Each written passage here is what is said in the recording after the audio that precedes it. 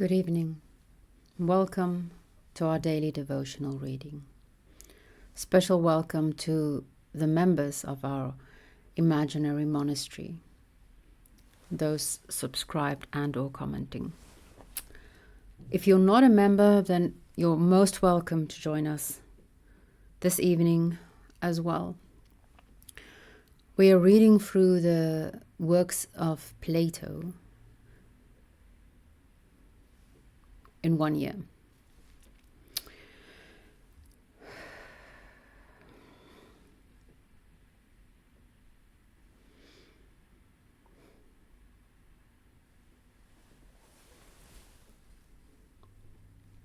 Pause if you need to take a few extra breaths.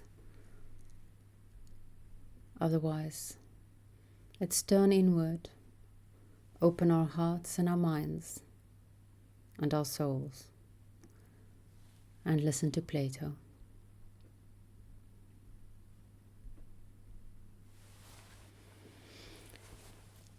Nay, my good friend, said Socrates, let us not boast, lest some evil eye should put to flight the word which I am about to speak. That, however, may be left in the hands of those above, while I draw near in Homeric fashion and try the metal of your words. Here lies the point. You want to have it proven to you that the soul is imperishable and immortal, and the philosopher who is confident in death appears to you to have but a vain and foolish confidence, if he believes that he will fare better in the world below than one who has led another sort of life, unless he can prove us. And you say that the demonstration of the strength and divinity of the soul, and of her existence prior to our becoming men, does not necessarily imply her immortality. Admitting the soul to be long-lived, and to have known and done much in former state, still she is not on that account immortal, and her entrance into the human form may be a sort of disease, which is the beginning of dissolution, and may at last, after the toil of life are over, end in that which is called death. And whether the soul enters into the body once only or many times does not, as you say, make any difference in the fears of individuals. For any man who is not devoid of sense must fear, if he has no knowledge and can give no account of the soul's immortality. This, or something like this, I suspect to be your notion, Sebes, and I designedly recur to it in order that nothing may escape us, and that you may, if you wish, add or subtract anything.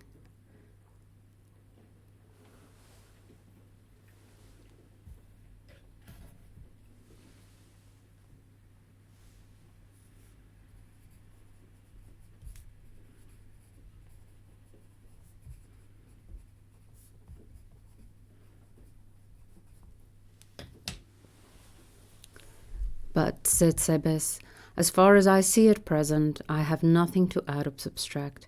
I mean that you say what I mean. Socrates paused a while and seemed to be absorbed in reflection. At length he said, You are raising a tremendous question, Sebes, involving the whole nature of generation and corruption, about which, if you like, I will give you my own experience. And if anything which I say is likely to avail towards the solution of your difficulty, you may make use of it. I should very much like, said Sebes, to hear what you have to say. Then I will tell you, said Socrates. When I was young, Sebes, I had a prodigious desire to know that department of philosophy which is called the investigation of nature, to know the causes of things, and why a thing is and is created or destroyed appeared to me to be a lofty profession. And I was always agitating myself with the consideration of questions such as these. Is the growth of animals the result of some decay which the hot and cold principle contracts, as some have said? Is the blood the element with which we think, or the air, or the fire? Or perhaps nothing of this kind, but the brain may be the originating power of the perceptions of hearing and sight and smell, and memory and opinion may come from them, and science may be based on memory and opinion when they have attained fixity. And then I went on to examine the corruption of them, and then to the things of heaven and earth, and at last I concluded myself to the utterly and absolutely incapable. I concluded myself to be utterly and absolutely incapable of these inquiries, as I will satisfactorily prove to you. For I was fascinated by them to such a degree that my eyes grew blind to things which I had seemed to myself, and also to others to know quite well. I forgot what I had before thought self-evident truths, e.g., such as a fact as that the growth of man is the result of eating and drinking. For when by the digestion of food flesh is added to flesh and bone to bone, and whether there is an aggregation of congenial elements, the lesser bulk becomes larger and the smaller man great. Was not that a reasonable notion?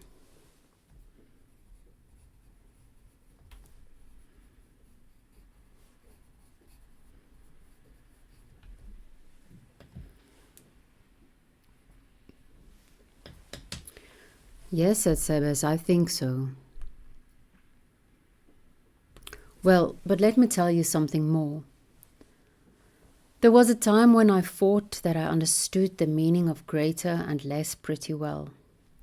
And when I saw a great man standing by a little one, I fancied that one was taller than the other by a head, or one horse would appear to be greater than another horse. And still more clearly did I seem to perceive that 10 is 2 more than 8, and that 2 cubits are more than 1, because 2 is the double of 1.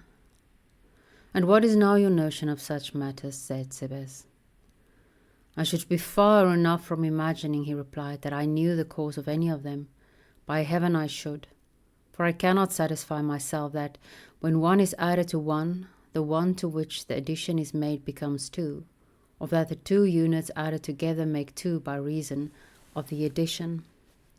I cannot understand how, when separated from the other, each of them was 1 and not 2, and now, when they are brought together, the mere juxtaposition or meeting of them should be the cause of their becoming 2.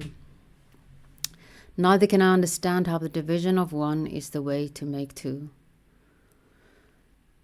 For then a different cause would produce the same effect, as in the former instance the addition and juxtaposition of 1 to 1 was the cause of 2. In this the separation and subtraction of the one from the other would be the cause. Nor am I any longer satisfied that I understand the reason why 1 or anything else is either generated or destroyed, or is at all. But I have in my mind some confused notion of the new method, and can never admit to the other.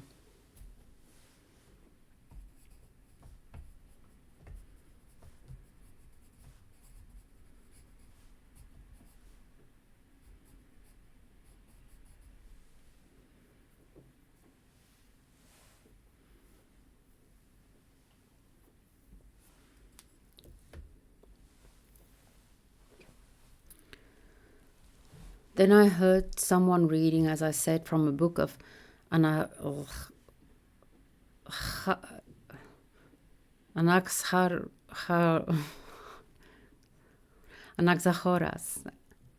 that mind was the disposer and cause of all, and I was delighted at this notion, which appeared quite admirable, and I said to myself, if mind is the disposer, mind will dispose all for the best and put each particular in the best place, and I argued that if anyone desired to find out the cause of the generation or destruction or existence of anything, he must find out what state of being or doing or suffering was best for that thing.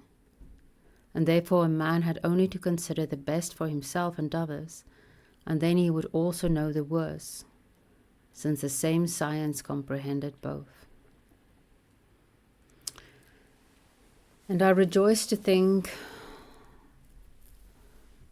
that I had found in Anaxagoras a teacher of the causes of existence, such as I desired, and I imagined that he would tell me first whether the earth is flat or round, and whichever was true he would proceed to explain the cause and the necessity of this being so. And then he would teach me the nature of the best and show me that this was best, and if he said that the earth was in the center, he would further explain that this position was the best.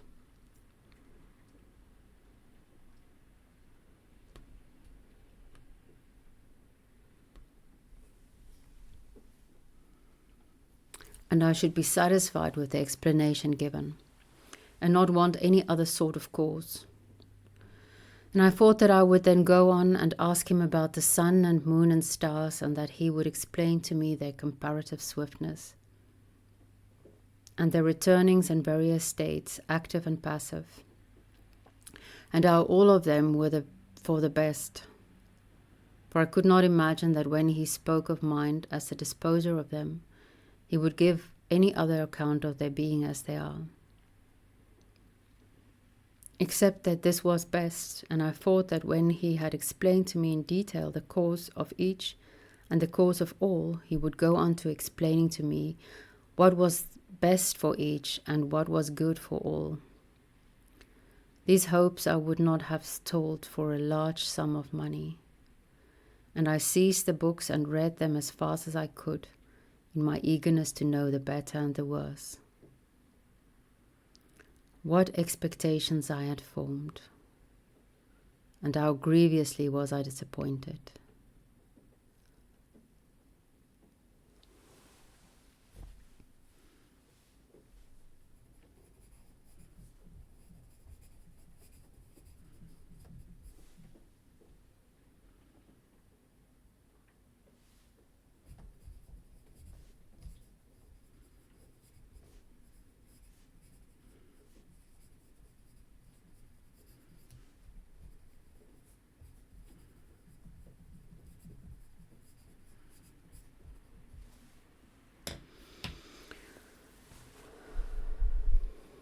As I proceeded, I found my philosopher altogether forsaking mind or any other principle of order, but having recourse to air and ether and water and other eccentricities. I might compare him to a person who began by maintaining generally that mind is the cause of the actions of Socrates, but who, when he endeavored to explain the cause of my several actions in detail, went on to show that I sit here because my body is made up of bones and muscles. And the bones, as he would say, are hard and have joints which divide them, and the muscles are elastic, and they cover the bones, which have also a covering or environment of flesh and skin which contains them. And as the bones are lifted at their joints by the contraction or relaxation of the muscles, I am able to bend my limbs, and this is why I am sitting here in a curved posture. That is what he would say. And he would have a similar explanation of my talking to you, which he would attribute to sound and air and hearing, and he would assign 10,000 other causes to the same sort, forgetting to mention the true cause, which is that the Athenians have thought fit to condemn me, and accordingly I have thought it better and more right to remain here and undergo my sentence. For I am inclined to think that these muscles and bones of mine would have gone off long ago to Megara or Boeotia, by the dog they would, if they had been moved only by their own idea of what was best.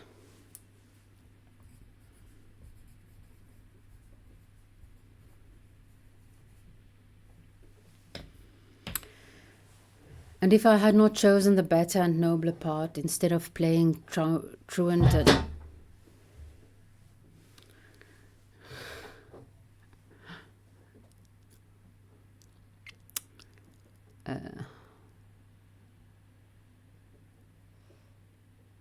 instead of playing truant and running away or enduring any punishment which the state inflicts, there is surely a strange confusion of cause and conditions in all this.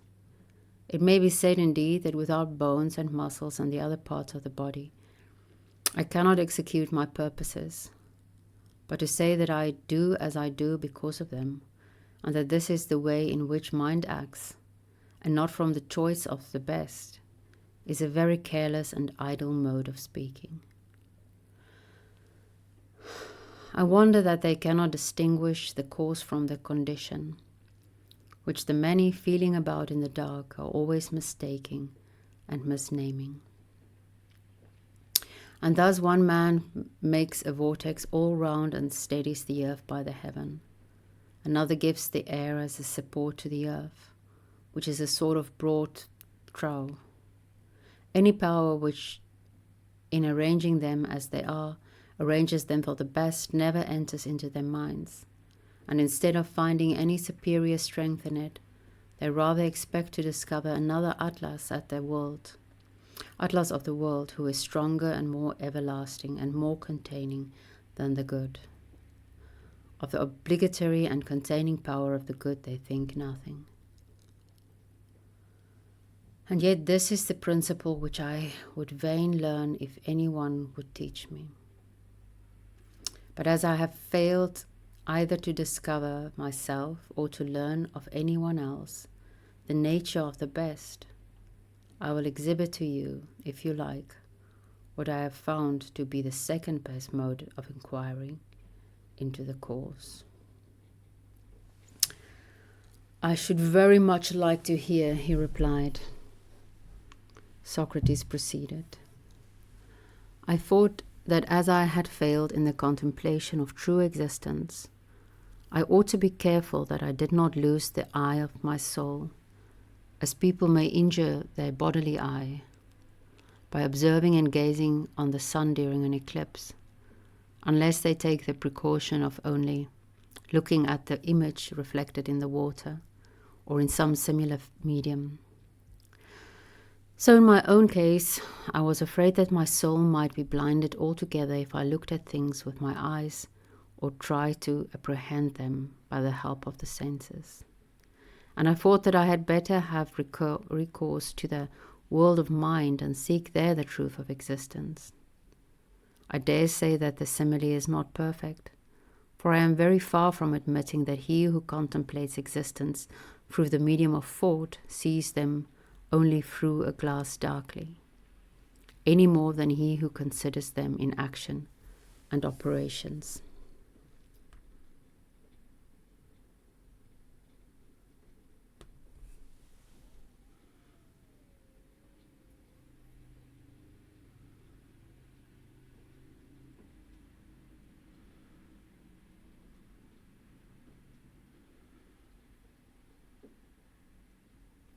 However, this was the method which I adopted.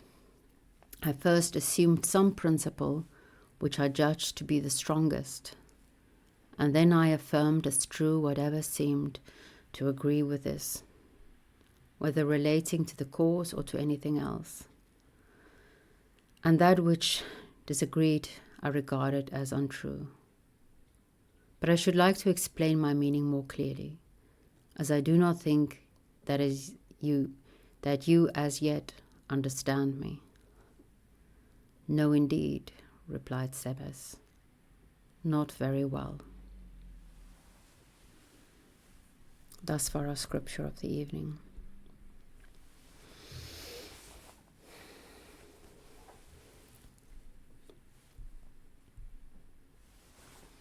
It's raining. I'm not sure if you can hear the rain. I also accidentally stepped on something.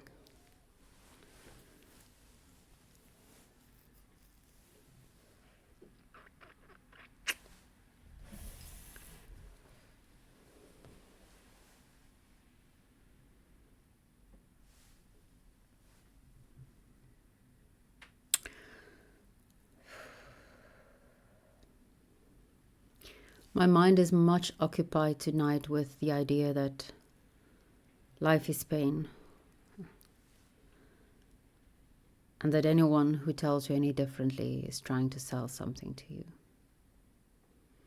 I do not generally subscribe to that idea, mostly because I tend to not think about it.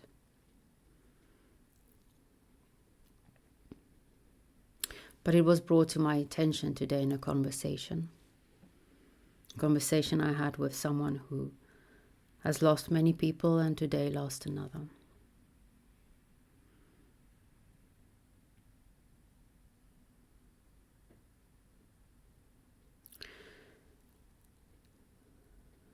And then, of course, words such as the entrance into human form is a disease jumps out at me. What expectations I had formed and how grievously was I disappointed.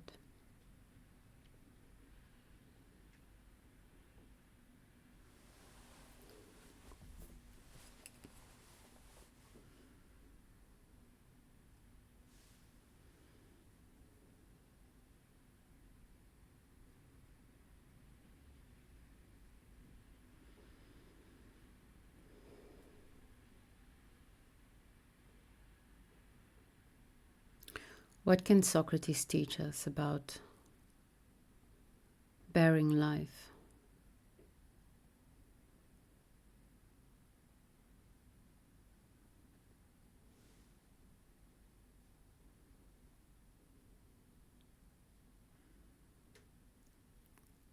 About continuing and with joy,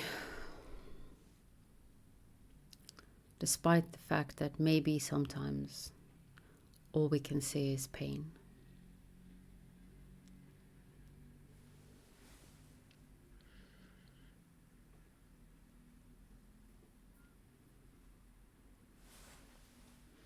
I had another conversation with another person, friend, about the meaning of life.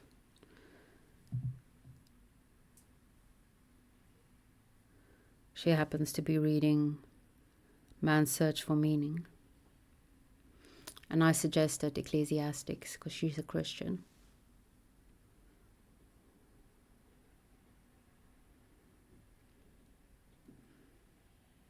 To best describe my point of view.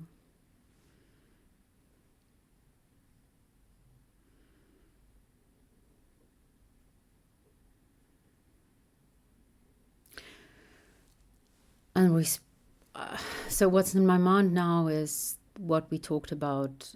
I think my understanding of logotherapy, which is Viktor Frankl's second part of the book, expounds on the therapy he developed in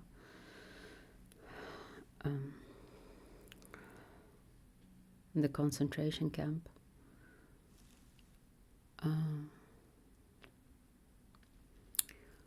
It comes down to the question, why do you not exit?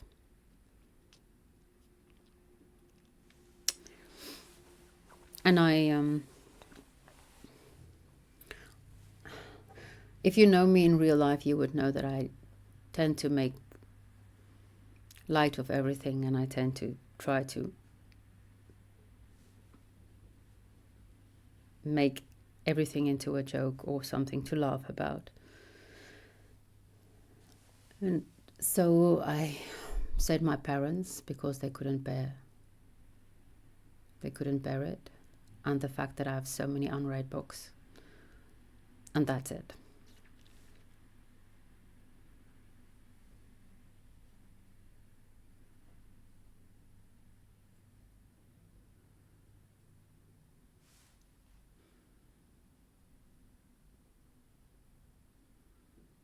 What makes life bearable?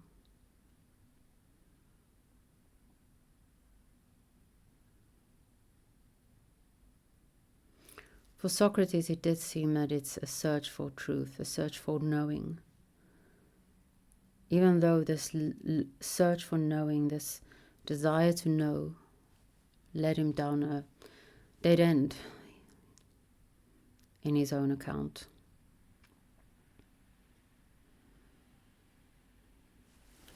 And I had to think of Alex O'Connor while I was reading this, and he has a way of saying recently that science cannot really tell us. It seems that science cannot really tell us, but what is it?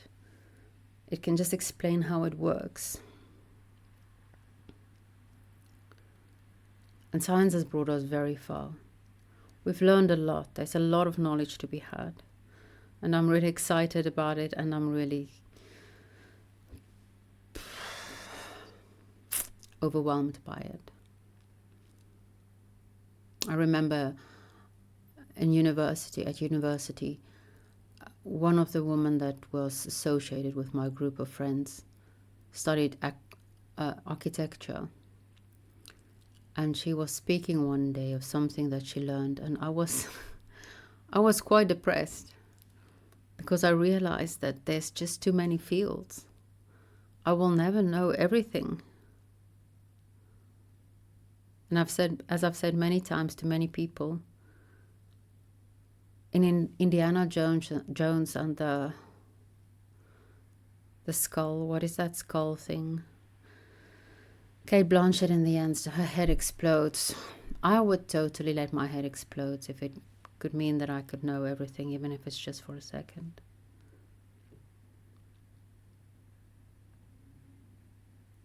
But whatever great expectations I have and had formed, I know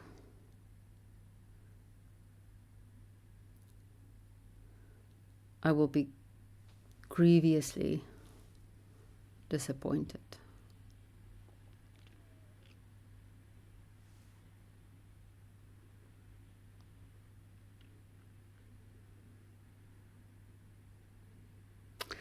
So I'm looking forward to tomorrow night's reading to hear what Socrates did. I think we know what he did. He set out negating everything and just asking people questions.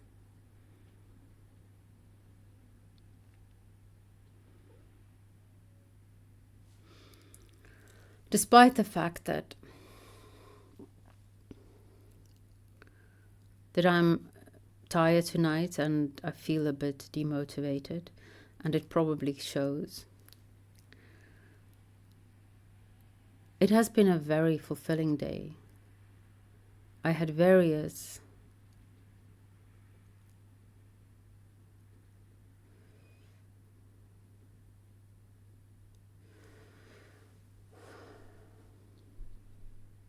interactions with people where there was real and true connection.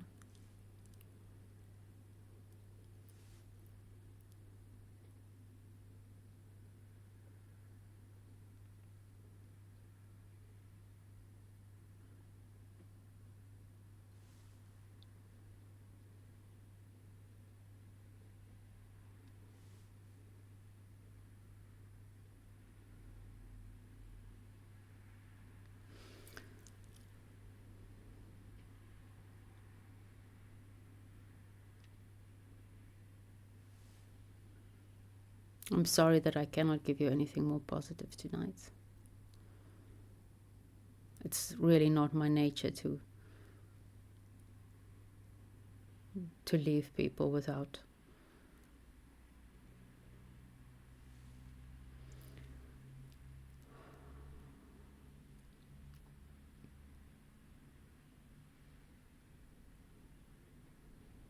a smile. But such is life. I'm not selling anything. And so I might as well tell you that life is pain.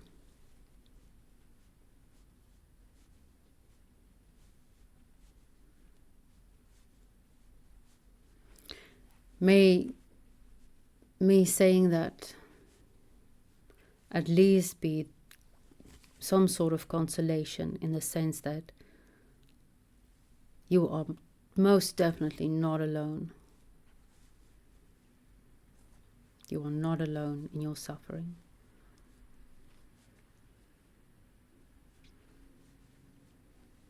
You are not alone in your ups and downs. We all go through them.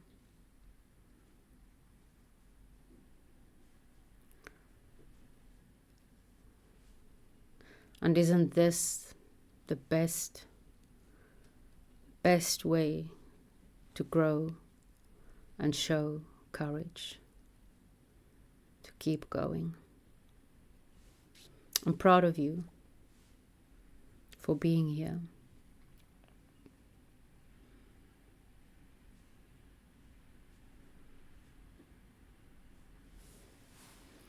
And bearing it out, even to the edge of doom.